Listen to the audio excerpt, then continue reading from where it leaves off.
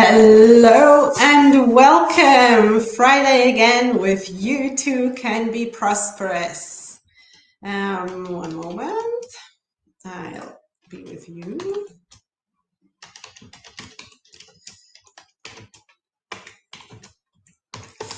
Okay, there we go. Because Jackie isn't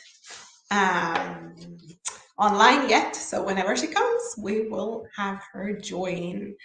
Or then this will be a prosperous week for everyone, and we just always bless what we have, right? So those of you coming in and watching me on Facebook, in the Facebook group, you might have seen that I have changed the group title to Prosperity and Success, because it was a very long title before, and I said, why such a long title? I mean, that's what it is, that's what we stand for, that's what we do here. So I want to celebrate with you this prosperous new title, Prosperity and Success. Then also quick heads up for the next 2 weeks, I'm going to celebrate my prosperity with the family and a family event and vacations and being snowing in the mountains. So I won't be here the next 2 weeks, but then, enjoy prosperity and we will be back latest in March. However, possibly Jackie takes over the next 2 weeks. So we will see about that. But today we are reading about the law of prosperity, right?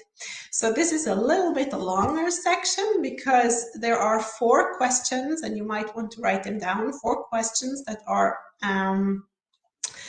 posed here, and you can, take them as journaling questions. You can think them for the rest of the weekend, the week, the 3 weeks, whatever makes sense for you. So let's go ahead and read from You Too Can Be Prosperous by Robert Russell. You Too Can Be Prosperous. Why? Because you can. So let's get to it. Okay. So now that we have an understanding of how the law works, and we've talked about it the last couple of weeks, so you might want to just scroll back. Let us take a practical example. Since by your reading of this book, you admit your need, we can assume that the definite specific desire which you have put into words and placed on cards is associated with prosperity. Having faced your need, you must convince yourself that what you need is already here. Is there plenty of money in the world? Yes, there is. Do you know anyone who has plenty? I guess you do. Then get the feeling of it. Just embody what that could mean for you. Get into the feeling of it.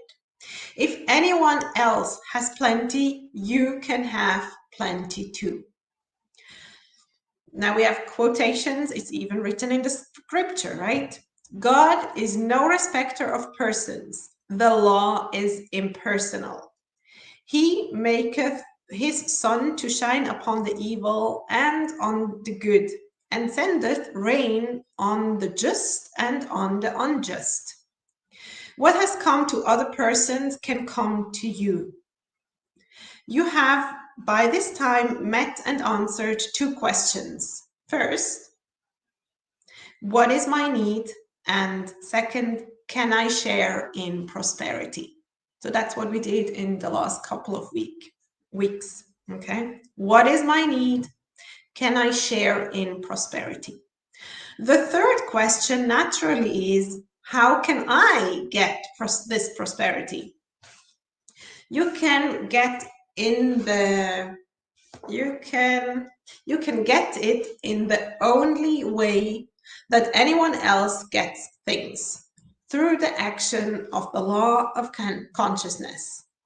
Ask yourself if there is anything outside consciousness except that which you put outside consciousness. I like this illustration given by J. Lowry Friedrich Jr.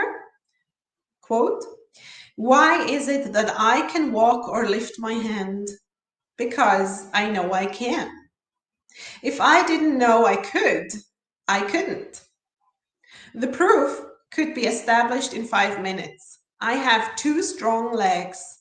I can see and I can have a sense of balance. I try to walk on a steel grinder with a few flights above the earth. I cannot walk, but I still have the same two legs, still have a sense of balance. Why? Because in consciousness, I have reversed my ability to walk. Now I'm frightened. Now I'm anxious. Now I'm worried. Do you see why we fall over the realm of the undesirable into lack and limitation? It's because we believe that we are limited. We alibi in some such fashion as, my forebears have always had manual jobs. My mother took in washing. My father was a waiter. My grandfather was a janitor. My brother is a barber. And I am a clerk in a store. No one in my family has ever been able to keep money after he gets it. Isn't it amazing that we do what we do to ourselves? We shut ourselves off in the isolated sense from the book of life. We tell ourselves that we can't have this or that, and of course, we don't get it. Your last question must always be this: is this desire of mine spiritually legal? Is it God's will, or in the universe, or whatever you want to call it, that I should have plenty? Let the scripture answer here. What things soever ye desire when ye pray, believe that ye have received them, and ye shall have them. Simple. My God shall supply all your needs according to his riches and in glory by the universal Spirit. God is able to make all grace abound toward you, that ye, always having all sufficiency in all things, may abound to every good work. They shall prosper that love thee. Peace be within thy walls, and prosperity within thy palaces. Let the Lord be magnified with half pleasure in the prosperity of his servant. And the blessings of the Lord, it maketh rich, and he added no sorrow with it. So you can all find, hey Miriam, good to see you.